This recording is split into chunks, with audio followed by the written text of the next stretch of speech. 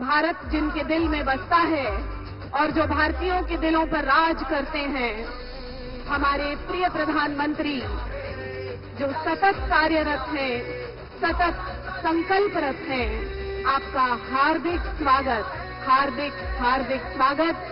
चिमूर की इस क्रांति भूमि में हमारे प्रिय प्रधानमंत्री, हमारे प्रिय नेता, विश्व नेता, लोकप्रिय नेता माननीय श्रीमान नरेंद्र मोदी जी अपनी जनता का अभिवादन स्वीकार कर रहे हैं। वो जनता जिसकी प्रगति के लिए वे निरंतर कार्यरत रहते हैं। हर लाडली बहन को लखपति बनाने का जिन्होंने प्रण लिया है और हर हाथ को काम देने का जिन्होंने संकल्प लिया है।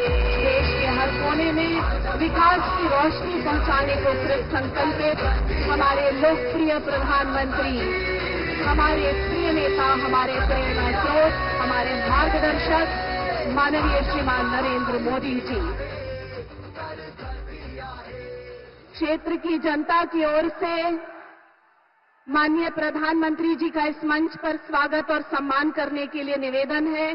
माननीय सांसद श्री प्रफुल्ल भाई पटेल और इस क्षेत्र के प्रतिनिधि श्री कीर्ति कुमार भागड़िया जी से कृपया हम सबके हृदय में बसी स्वागत भावनाएं माननीय प्रधानमंत्री जी को समर्पित करें। वो तेजस्वी नेतृत्व, वो ओजस्वी नेतृत्व जिस पर हम सबको गर्व है, जो हम सबके लिए प्रेरणा देते हैं, हमारे प्रिय प्रधानमंत्री जी, आपका बहुत बहुत स्वागत। आणि यानंतर मी आता कर्तबगार नेते, प्रगल्भ व्यक्तिमत्वाचे धनी माननीय खासदार प्रफुल्लभाई पटेल यांना विनंती करते की त्यांनी स्वागतपर भाषण करावे।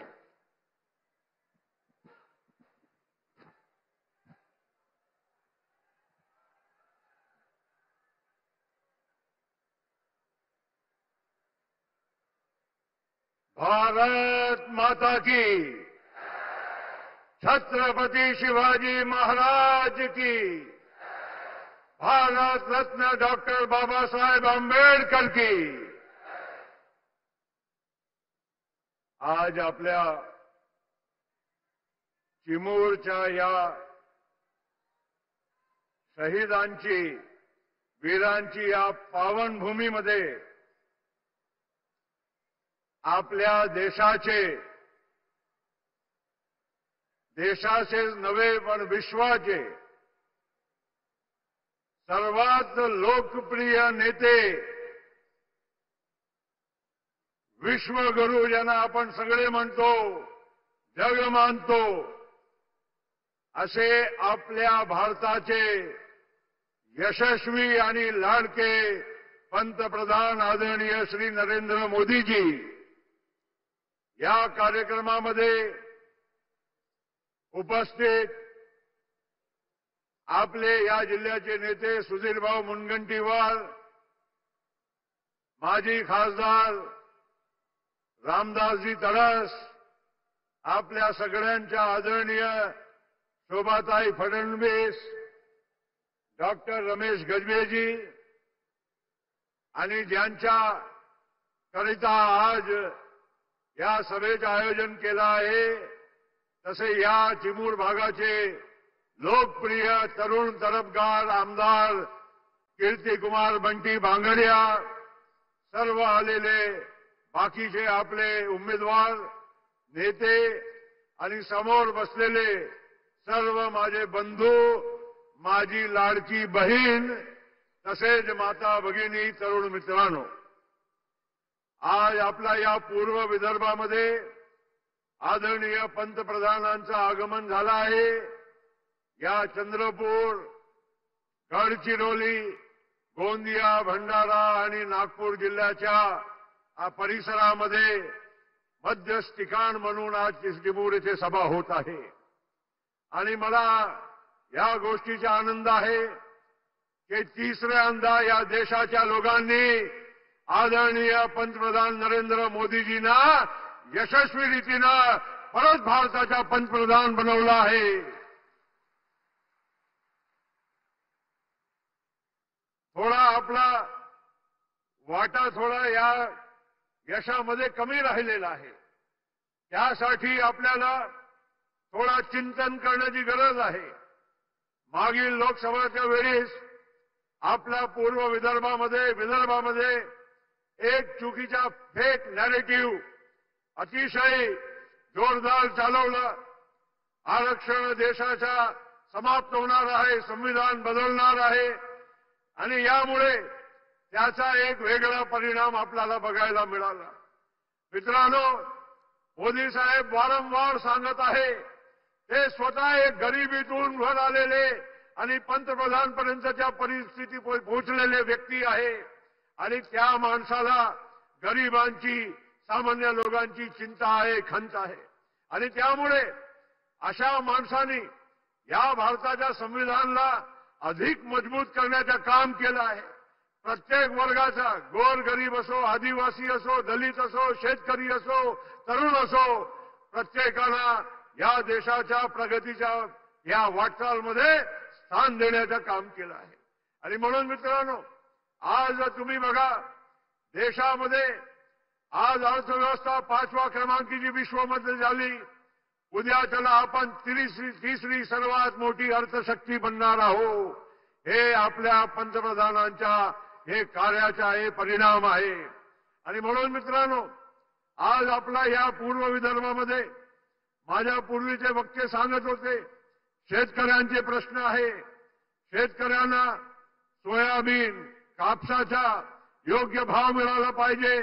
परवाच्या संकल्पपत्रामध्ये या एमएसपीच्या वर 20% भाव देण्याचं काम या आमच्या महायुतीच्या सरकार आपल्याला करून देणार आहे. ही आपल्या सगळ्या लोकांना सांगू इच्छितो. म्हणजे आज सोयाबीनचे 48 असेल ते उद्या 6000 मिळेल. बाकीच्या सगळ्या तुम्हाला पिकाचा, आज धान पिकवणारा शेतकरी या भागामध्ये आहे, पूर्व विदर्भामध्ये. मागच्या वर्षी आमच्या सरकारने 20,000 रुपये हेक्टरी प्रमाणे बोनस तुम्हाला देण्याचं काम हे सुद्धा केलं आहे. हे अतिशय महत्वाचं काम आहे. मित्रांनो, अशा परिस्थितीमध्ये आज आपला पूर्व विदर्भाचा विचार केला, चंद्रपूर जिल्ह्यामध्ये कोळसा आहे, इथे पेपर मिल आहे, पॉवर प्लांट किती आहे, सिमेंटचे प्लांट किती आहे. येणाऱ्या काळामध्ये गडचिरोली जिल्ह्यामध्ये तिथे लोखंडाची, आयर्न ओरची सर्वात उत्तम माइन्स मिळालेली आहे आणि तिथे सुद्धा येणाऱ्या काळामध्ये एक मोठा तिथे मॅन्युफॅक्चरिंग स्टील आणि आयर्नचा असा मोठा हब बनणार आहे. हे सगळं करत असताना आज आपला नागपूर, तिथे मिहान आहे, बाकीचे अनेक उद्योगधंदे येणार आहे. हे सगळं प्रगतीचे चिन्ह आहे. आमच्या लाडकी बहिणीला आज आम्ही 1500 रुपयाची देण्याची सुरुवात केली. अनेक लोकांच्या पोटदुखी झाली, सांगायला लागले पैसे कुठे आहे, पैसे कुठे आहे. हा योजना फक्त निवडणुकीपुरती आहे. अरे, आम्ही तुम्हाला आश्वस्त करू इच्छितो की या 1500चे 2100 रुपये होण्यामध्ये जास्त वेळ लागणार नाही आणि त्याच्या पलीकडे सुद्धा 2500 असेल, 3000 असेल, हे अशी तुम्हाला या योजनेचा लाभ मिळत राहणार आहे. आणि म्हणून मी अधिक न बोलता, कारण पंतप्रधानाला ऐकायला आपण सगळे आलेले आहोत, पण मी एक नक्की सांगतो, आज भारतीय जनता पार्टी, शिवसेना, राष्ट्रवादी काँग्रेस पक्ष, रिपा, पिरिपा अशी आमची या महायुतीमध्ये आम्ही सर्वांना समावेशक करून आम्ही सामोर जात आहोत.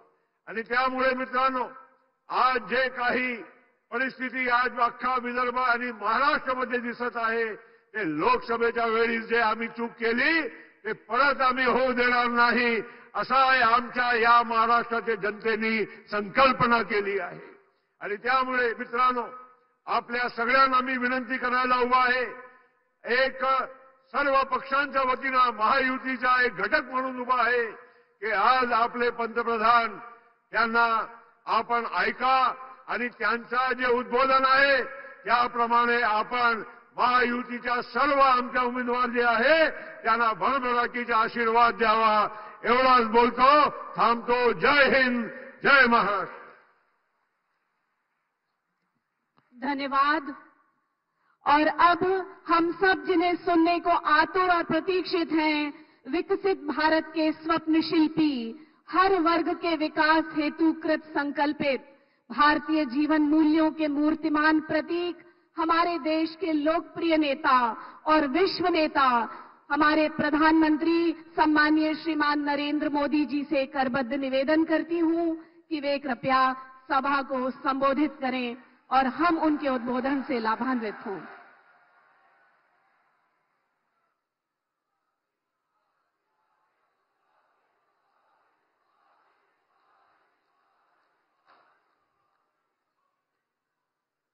जय भवानी, जय भवानी, जय माता महाकाली, जय सेवालाल, जय बिरसा, आपल्या सर्वांना माझा नमस्कार।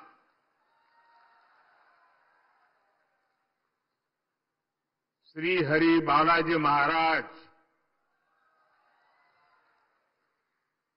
उनकी ये देवस्थानम की पुण्य भूमि, क्रांतिकारियों की, वीरों की ये धरती, मैं चिमूर की इस महान मिट्टी को नमन करता हूं।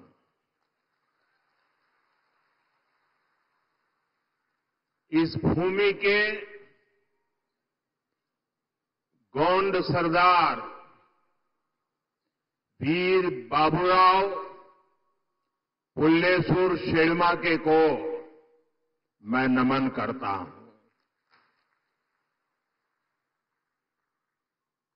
साथियों, महाराष्ट्र में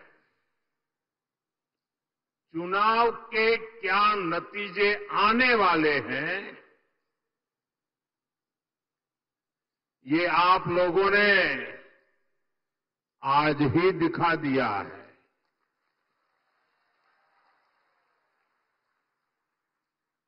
ये जन सैलाब बता रहा है कि महाराष्ट्र में महायुति की भारी बहुमत की सरकार बनने जा रही है।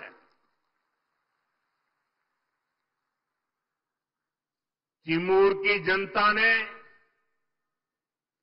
और पूरे महाराष्ट्र ने ठान लिया है, भाजपा महायुती आहे तर गती आहे, महाराष्ट्राची प्रगती आहे।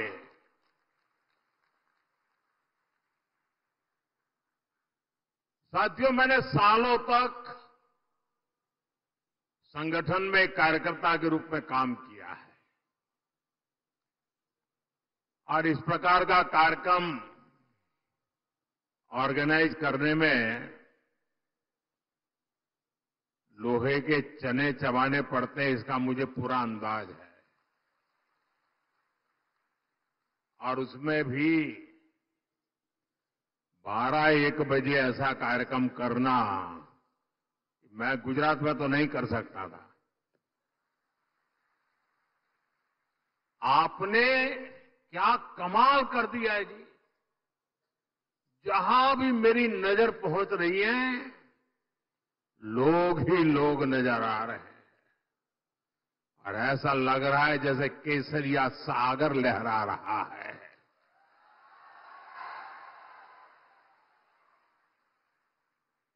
साथियों, मैं आज महाराष्ट्र भाजपा को भी बधाई दूंगा, जिसने बहुत ही शानदार संकल्प पत्र जारी किया है। ये संकल्प पत्र में लाड़की बहनों के लिए, हमारे किसान भाई बहनों के लिए, देश की युवा शक्ति के लिए महाराष्ट्र के विकास के लिए एक से बढ़कर एक शानदार संकल्प लिए गए। एआई यूनिवर्सिटी की बात हो, वाटर ग्रिड प्रोजेक्ट हो, हर घर से पाइप से पानी हो, देहात में पक्का घर हो, डिजिटल कनेक्टिविटी को बढ़ाना हो, इसमें महाराष्ट्र के भविष्य को उज्जवल बनाने के लिए बहुत सारी योजनाएं और संकल्प की प्रस्तुति है। मैं महाराष्ट्र के आप सभी लोगों को इस संकल्प पत्र के लिए बहुत बहुत बधाई देता हूं। ये संकल्प पत्र अगले 5 साल के लिए महाराष्ट्र के विकास की गारंटी बनेगा। साथियों, महायुति के साथ साथ केंद्र में एनडीए की सरकार यानी महाराष्ट्र में डबल इंजन की सरकार यानी विकास की डबल रफ्तार। महाराष्ट्र के लोगों ने पिछले 2.5 वर्षों में विकास की इस डबल रफ्तार को देखा है। आज महाराष्ट्र देश का वो राज्य है जहां सबसे ज्यादा विदेशी निवेश हो रहा है। फॉरेन डायरेक्ट इन्वेस्टमेंट, यहां नए एयरपोर्ट बन रहे हैं, नए एक्सप्रेस वेज बन रहे हैं। आज महाराष्ट्र में करीब 1 दर्जन वंदे भारत ट्रेनें चल रही है। राज्य के 100 से ज्यादा स्टेशनों का कायाकल्प किया जा रहा है। राज्य में कई रेल मार्गों का विस्तार हो रहा है। साथियों, महायुति की सरकार किस स्पीड से काम करती है और ये अगाड़ी वालों की जमात कैसे कामों को रोकते हैं, चंद्रपुर के लोगों से बेहतर ये बात और कौन जानेगा। यहां के लोग दशकों से रेल कनेक्टिविटी की मांग कर रहे थे, लेकिन कांग्रेस और अगाड़ी वालों ने कभी भी ये काम होने नहीं दिया। हमारी सरकार ने कांपा वरोरा रेलवे लाइन को मंजूरी दी। नागपुर से गढ़चिरौली रेलवे लाइन का काम भी अब बस पूरा होने की तैयारी में है। इससे किसको सुविधा मिलेगी? आपको ये सुविधा मिलेगी, आपका समय बचेगा, आपका पैसा बचेगा। भाइयों बहनों, महाराष्ट्र का तेज विकास ये अगाड़ी वालों के बस की बात नहीं है भाई।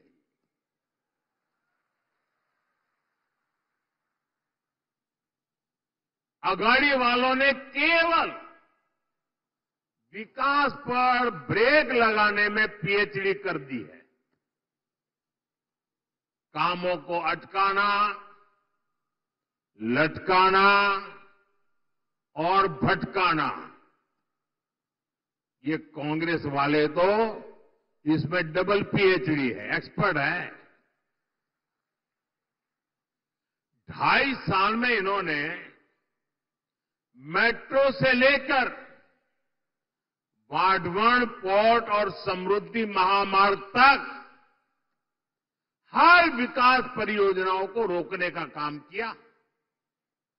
इसलिए याद रखिएगा, अघाड़ी यानी भ्रष्टाचार के सबसे बड़े खिलाड़ी।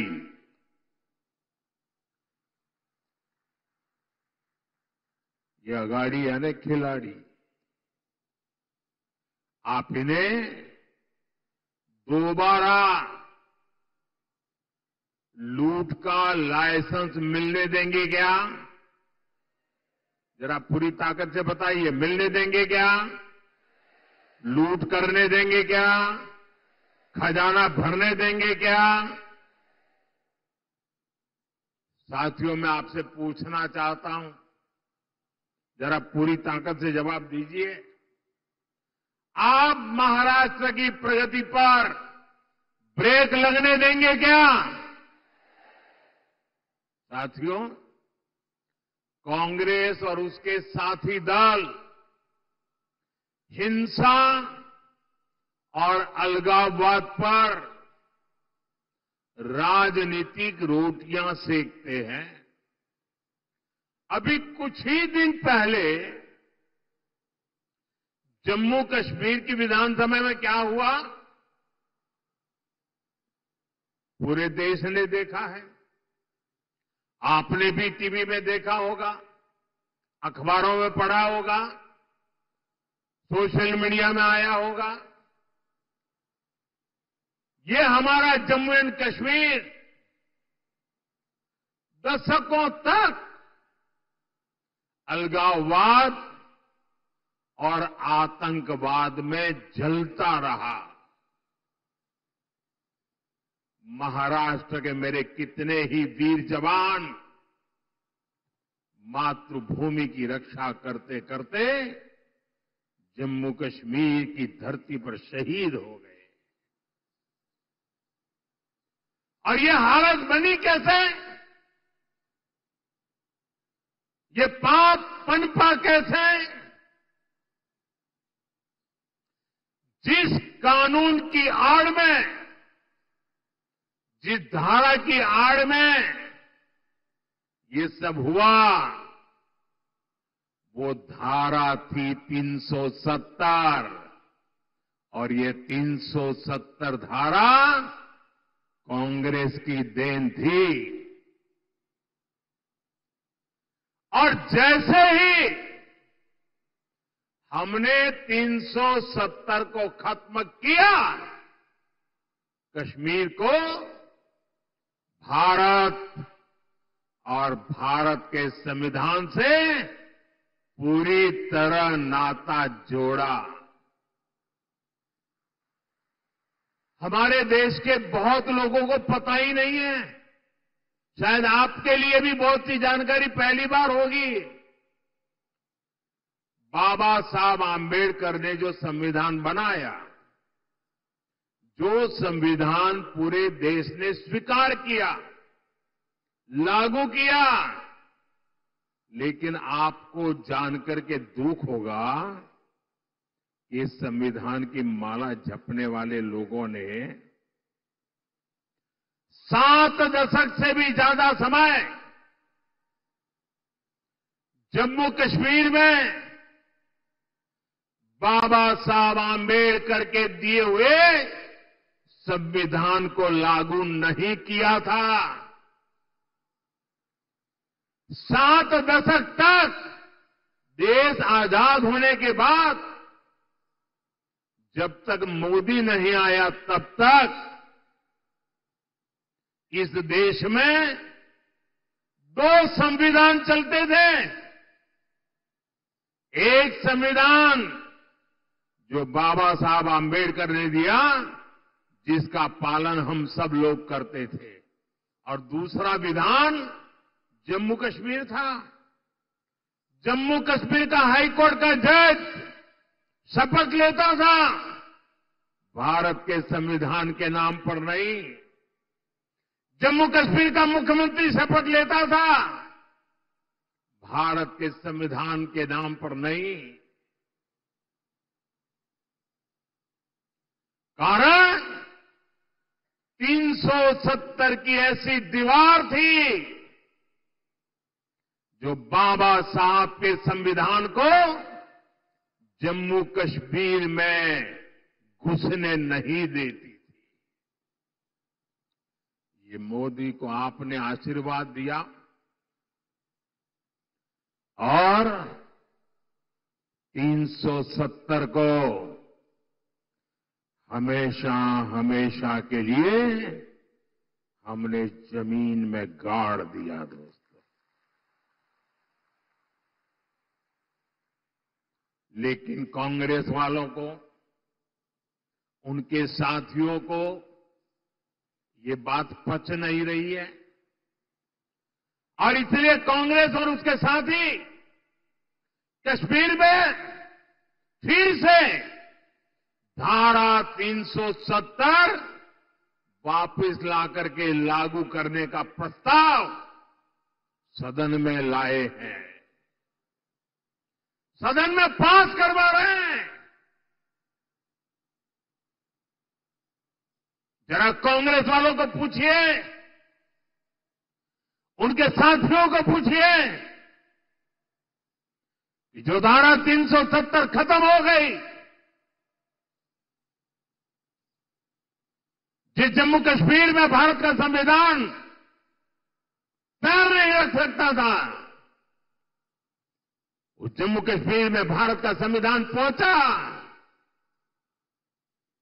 क्या आप फिर से इसको रोक लोगे? ये लोग वो काम कर रहे हैं जो काम पाकिस्तान चाहता है। मैं जरा यहां के लोगों से पूछना चाहता हूं, क्या कांग्रेस को ये करने देंगे आप? ये करने देंगे?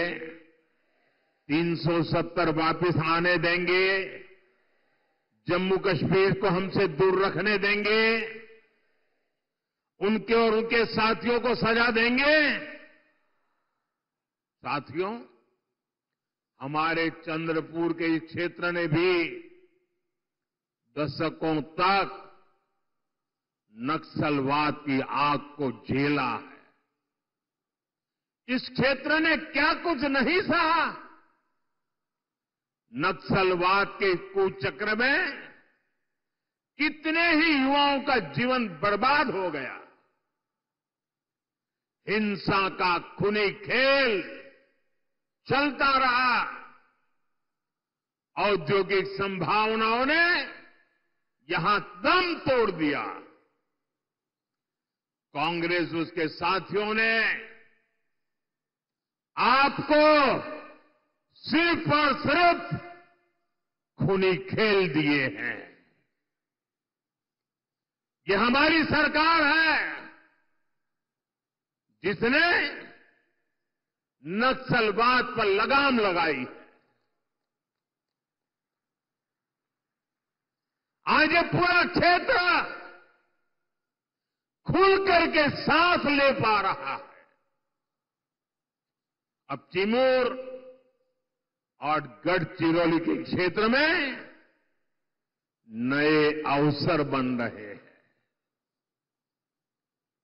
इस क्षेत्र में नक्सलवाद फिर से ना हावी हो जाए, इसके लिए आपको कांग्रेस और उसके साथियों को यहां फटकने भी नहीं देना है। मेरी बात मानोगे ना? जरा जोर से बताइए, मानोगे ना? साथियों, बीजेपी और महायुति सरकार हमारा जो सबका साथ सबका विकास का मंत्र है,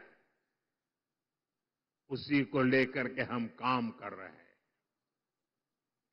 मैं गरीब के जीवन की मुश्किलों को समझता हूं, इसलिए आपका जीवन आसान बनाने के लिए दिन रात काम करता हूं।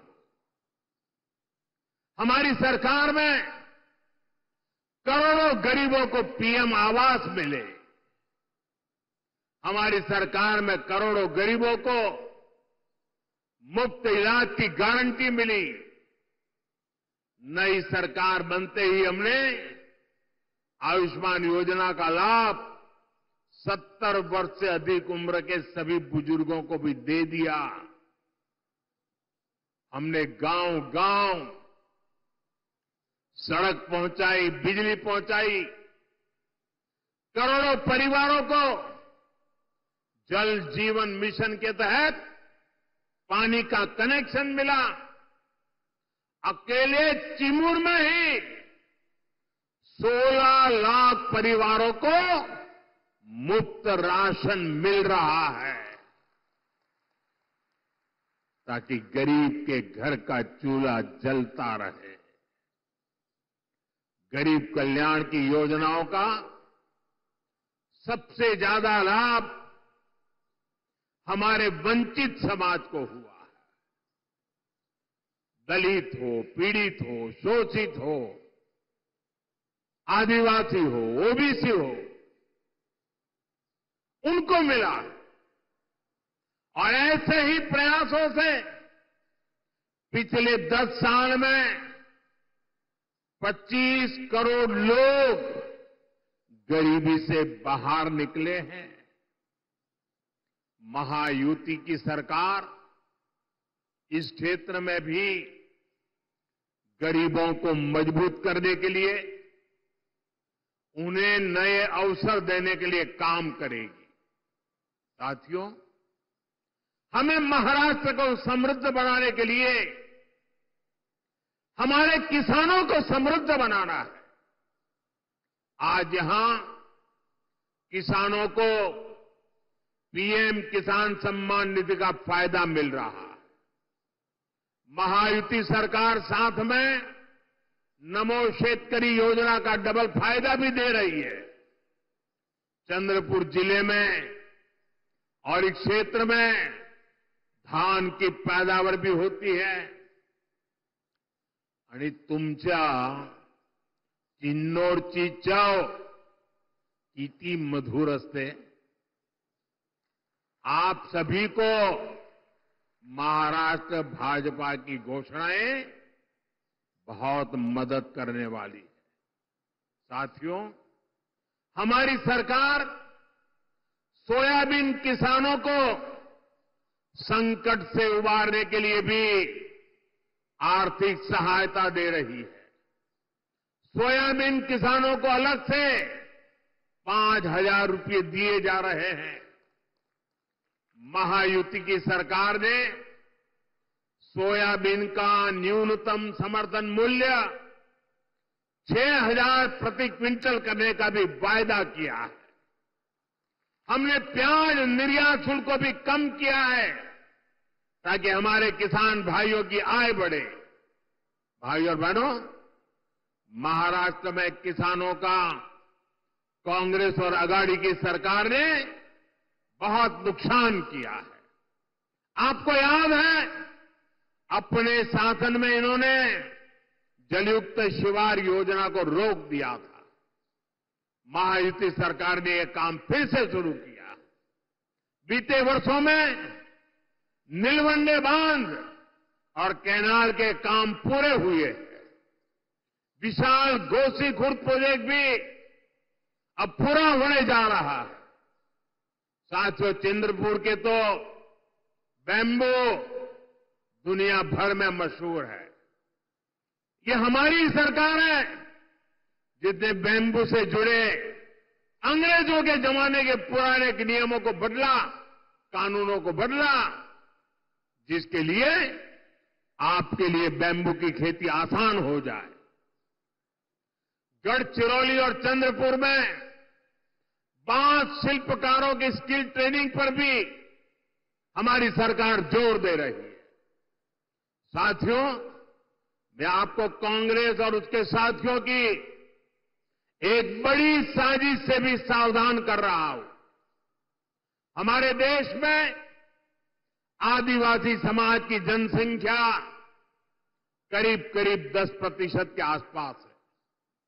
कांग्रेस अब आदिवासी समाज को जातियों में बांटकर टुकड़े टुकड़े करके कमजोर करना चाहती है।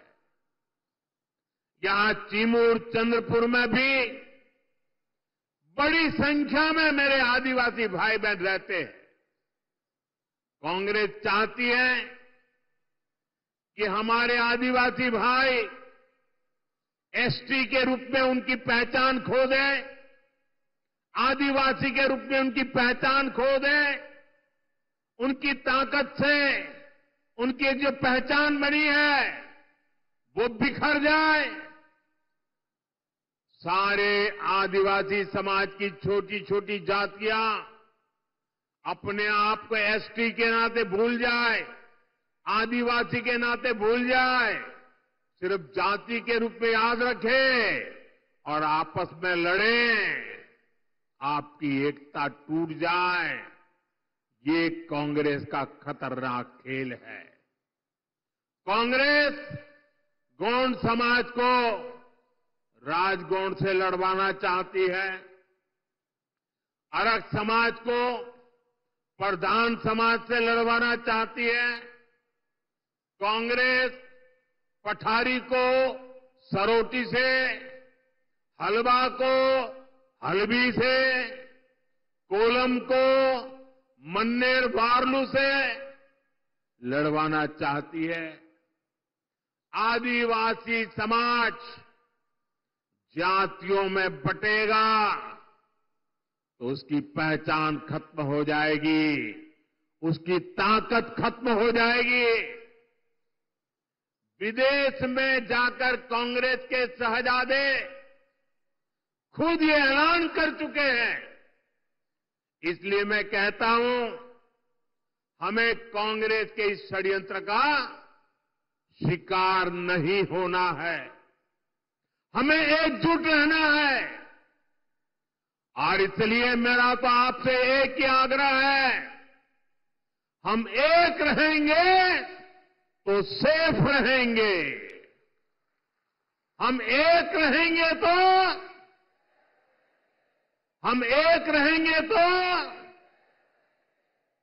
और साथियों, आप जानते हैं, अगर आप एक नहीं रहे, आपकी एकजुटता टूटी, तो सबसे पहले क्या होगा? कांग्रेस आपका आरक्षण छीन लेगी। कांग्रेस के शाही परिवार के हमेशा से ये मानसिकता रही है, कोई देश पर राज करने के लिए पैदा हुआ है। आजादी के बाद इसलिए ही कांग्रेस ने दलितों, पिछड़ों और आदिवासियों को कभी आगे नहीं बढ़ने दिया और आरक्षण से दलितों, पिछड़ों और आदिवासियों को आगे बढ़ाने का मौका मिलता है।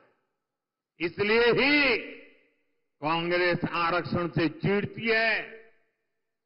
80 के दशक में तो कांग्रेस ने, जब राजीव गांधी नेतृत्व करते थे, चुनाव का समय, चुनाव चल रहे थे और उनकी हिम्मत देखिए, बाकायदा उन्होंने अखबारों में एडवर्टाइजमेंट दी थी, पोस्टर जारी किए थे और दलितों, पिछड़ों और आदिवासियों को मिलने वाले विशेष अधिकार पर सवाल उठा दिया था। अगर आप सोशल मीडिया खोजोगे तो ये सब मिलेगा। और मैं तो यहां के पत्रकारों से आग्रह करता हूं कि जरा 84 की एडवर्टाइजमेंट खोल करके निकाल के दिखाइए इन लोगों को, कैसा पाप किया इन लोगों ने। कांग्रेस तब दबंगों की भाषा बोल रही थी। कांग्रेस ने तो तब भी एक तरह से कह दिया था कि आरक्षण की कोई जरूरत नहीं है, ऐसा कांग्रेस वाले बोलने की हिम्मत करते थे। आज भी कांग्रेस दबंगों की भाषा बोल रही है कि दलितों, पिछड़ों, आदिवासियों का आरक्षण खत्म कर देंगे। इसलिए आपको कांग्रेस और उसके साथियों से सतर्क रहना है। साथियों, हमें चंद्रपुर और महाराष्ट्र के विकास अभियान को और तेजी से आगे बढ़ाने की जरूरत है। ये काम केवल और केवल महायुति सरकार ही करेगी। मेरी अपील है, आप महायुति के उम्मीदवारों को भारी बहुमत से जिताइए। और साथियों, इतना बड़ा जनसैलाब इस बात की गारंटी बन जाता है कि यहां सबकी सब सीटें आप जिताने वाले हो। आप सभी इतनी बड़ी तादाद में हम सबको आशीर्वाद देने के लिए आए। मैं फिर से एक बार आप सभी का हृदय से बहुत बहुत धन्यवाद करता हूं। पूरी ताकत से मेरे साथ बोलिए, भारत माता की। दोनों हाथ ऊपर करके पूरी ताकत से बोलिए, भारत माता की, भारत माता की, भारत माता की, भारत माता की। बहुत बहुत धन्यवाद।